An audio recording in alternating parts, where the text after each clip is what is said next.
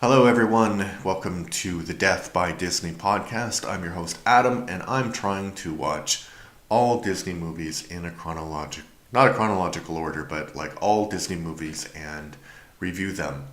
Today's entry is 1976 Freaky Friday, starring Jodie Foster, John Astin, and Barbara Harris. I gave it a 5 out of 10, and I'll tell you why in a moment. So, the structure of this podcast is I give you my review, I give you some trivia, and then I read a negative and a positive review just so I can interact with what other people think about this movie. So, here is my review. All parts of this film were quite enjoyable, and but it is for the most part too dated to be worth a watch. It is the original body swapping film, so if you want to see where it all began, this is a good place to start. Jodie Foster does a great job portraying a typical teenage girl of 1976. You can see the charisma that she would have in later classic performances. Barbara Harris, though, steals the show when she performs as a 13-year-old inhabiting the body of a typical housewife from 1976. In fact, this for me exemplifies one of the main features of a movie like this.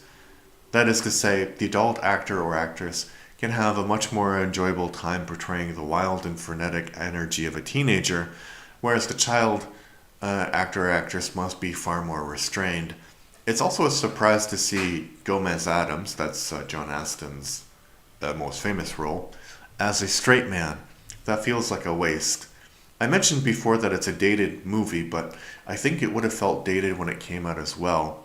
They tried to portray the slang of the time, but it's obvious the adult writers weren't talking to teenagers to hear what they actually sounded like. But they invented something in their minds that sounded appropriate, which is a problem that has lasted up to this day. The movie is so enchanted by the idea of a body switch that the actual plot of the movie feels a little bit underwhelming. It's as if they're making a big deal about a bowl of soup being a little bit too hot. Not an enjoyable time for the most part. I mean, just because like the body swap thing is so crazy, the rest of the plot is very, very normal, very calm, and I think it's underwhelming. So the trivia, actually pretty interesting. So Jodie Foster was under contract in the 1970s as a child star for Disney. She did a bunch of films.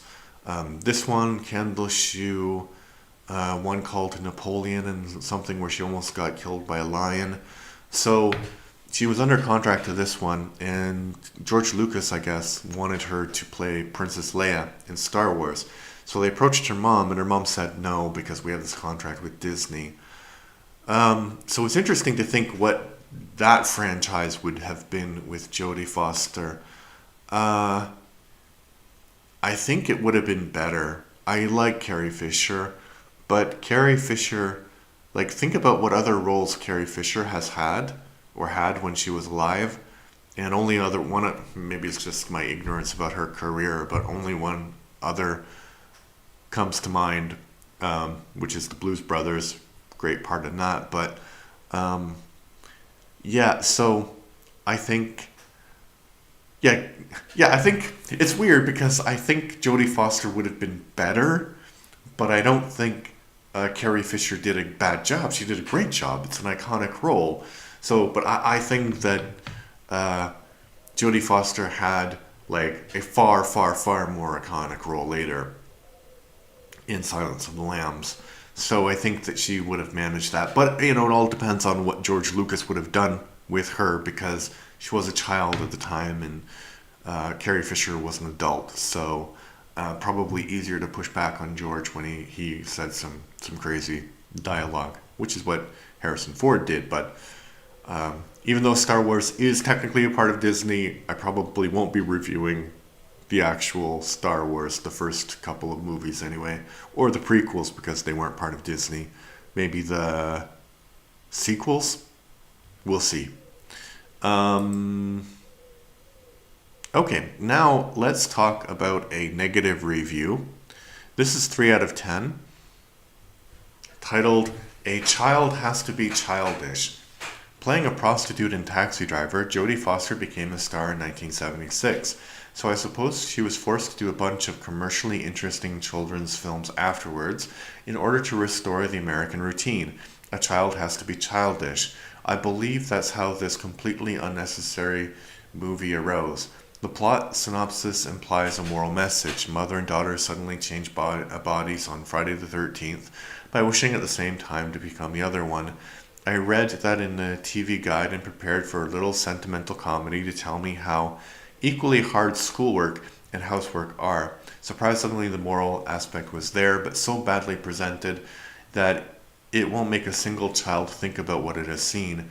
Well, and without the message, there's nothing left but a screenplay so jerky that it could have been written by a child, but so uninspired that it must have been written by a third-class Hollywood writer.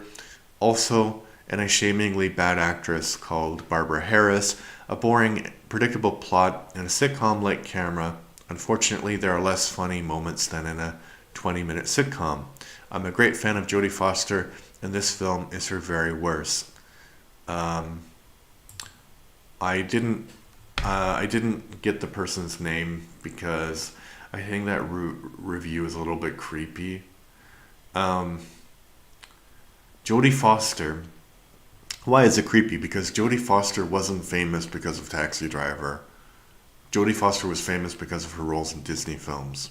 So it's not like maybe I'm wrong about that, but she had a contract with Disney. She was a child star with Disney. And I think that she made Taxi Driver outside of that because obviously the audience for Disney movies and Taxi Driver completely different, right? So it's not like a kid is going to go see that movie, Taxi Driver, and see her character. So I don't know what that suggestion is, like children need to be childish. I mean, she was childish. She was 13 years old. So did you want her to play like adult roles when she's 13 all the time? Like adult content roles like Taxi Driver? I think if it's handled well, there's a place for child actors in stories like that. But I don't... That seems like the guy who shot Ronald Reagan kind of thinking, you know? No, it's creepy. I don't like that. And Barbara Harris, a bad actress? You take that back. Not only is that review creepy, it's objectively wrong. Barbara Harris is one of the great things about this movie.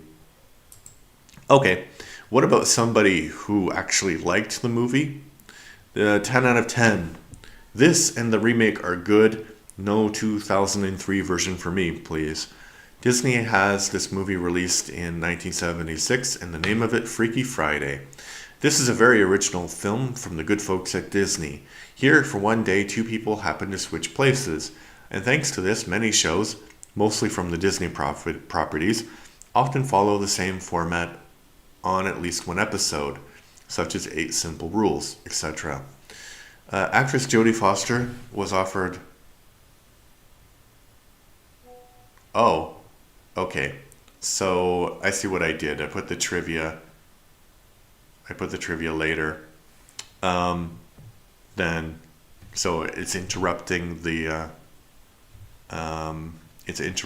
the flow. Sorry about that. Back to the review. And what I like about this movie, it's fun.